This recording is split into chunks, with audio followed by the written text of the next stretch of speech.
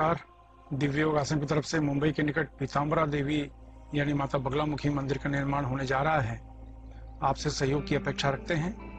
अगर आप सहयोग करना चाहते हैं तो आप बैंक ट्रांसफर, पेटीएम या यूपीआई के द्वारा दान कर सकते हैं और यह दान इनकम टैक्स के आयकर धारा एटीजी के अंतर्गत टैक्स में छूट का लाभ भी ले सकते हैं। इसके बारे में अधिक जानकारी नीचे डिस्क्रिप्शन में दी गई है। इसके अलावा मुंबई के निकट वज्रेश्वरी में 2 दिन का सम्मोहन शिविर का आयोजन होने जा रहा है। सम्मोहन एक प्रकार का मनोविज्ञान होता है। इसके द्वारा स्वयं की तथा दूसरों की मानसिक समस्याएं ठीक की जा सकती हैं। इस रोमांचक विषय को अगर आप सीखना चाहते हैं तो नीचे डिस्क्रिप्शन में लिंक दिया है, वहां से आप फॉर्म भर सकते हैं।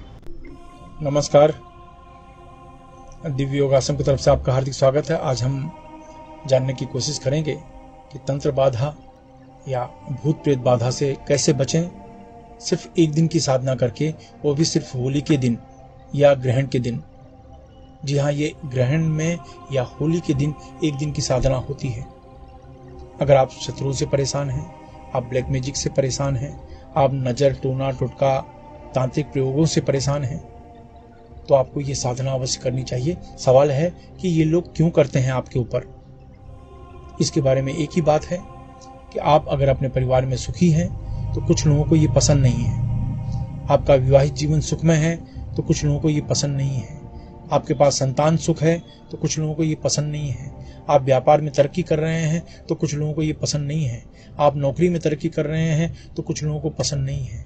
आप अपने परिवार के साथ सुखमय जीवन जी रहे हैं तो भी दूसरों को ये पसंद नहीं है। ऐसे लोग विघ्न संतोषी कहे जाते हैं। तो ये जब आपके बारे में बुरा सोचते हैं तो अंतरात्मा से आपका बुरा सोचते हैं, यानी सबकॉन्शियस माइंड से आपका बुरा सोचते हैं। पैरासाइकोलॉजी में ये नियम है कि अंतरात्मा से किया गया कोई भी विचार सामने वाले पर अटैक करता है, फिर चाहे वो दुआ हो या बद्दुआ हो। जब आपका शत्रु, आपका विरोधी आपके बारे में बुरा सोचता है तो वह आपके बारे में मजाक में नहीं सोचता, वो अंतरात्मा से आपका बुरा सोचता है। तो एक नकारात्मक ऊर्जा आपके मणिपुर चक्र पर अटैक करने लगती है। ऐसा नहीं है कि आपके अंदर उसको रोकने की क्षमता नहीं होती। हर इंसान के अंदर उनका खुद का इम्यून सिस्टम होता है, लेकिन 1, 2 आदमी, 3 आदमी, 4 आदमी की नकारात्मक ऊर्जा को आप रोक सकते हैं, जो कि आपके अंदर नेचुरल पावर मानी जाती है। लेकिन अगर उससे ज़्यादा लोग हो जाते हैं तब आपकी वो शक्ति काम नहीं कर पाती।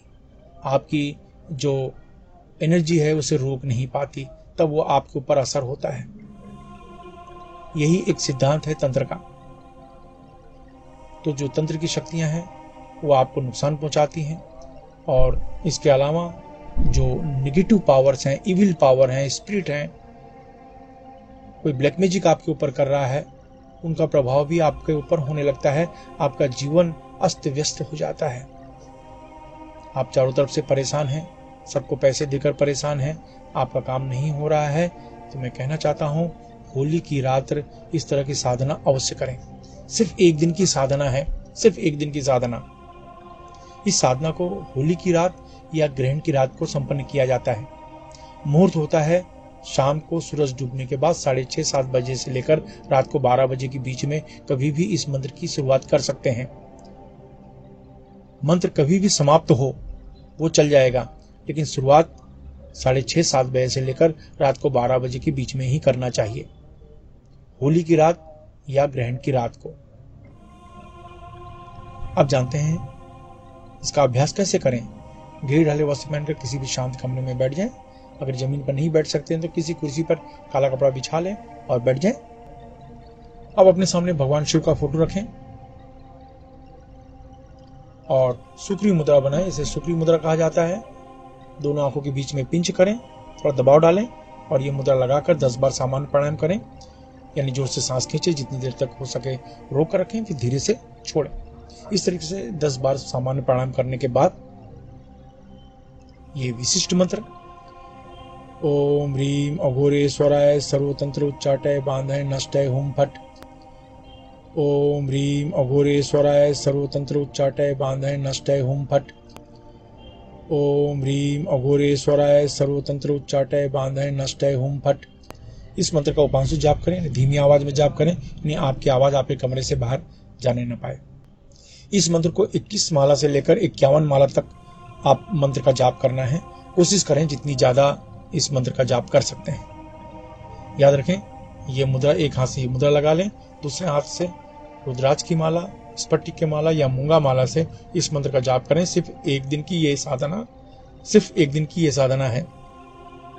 इसे सिर्फ होली की रात या ग्रहण की रात को संपन्न किया जाता है। आप सोच नहीं सकते कि कहाँ आप महीनों सालों यहाँ वहाँ भटकते रहें, लेकिन सिर्फ एक दिन के प्रयोग से आपको लाभ मिलना शुरू हो जाता है। लेकिन जैसे मैंने कहा कि मुहूर्त किसी का इंतजार नहीं करता, समय किसी का इंतजार नहीं करता, आपको समय के साथ चलना होगा। यानी मुहूर्त में ही कोई कार्य करेंगे तो उसका लाभ ज्यादा मिलता है। होली और ग्रहण जैसा मुहूर्त बहुत ही खास माना जाता है।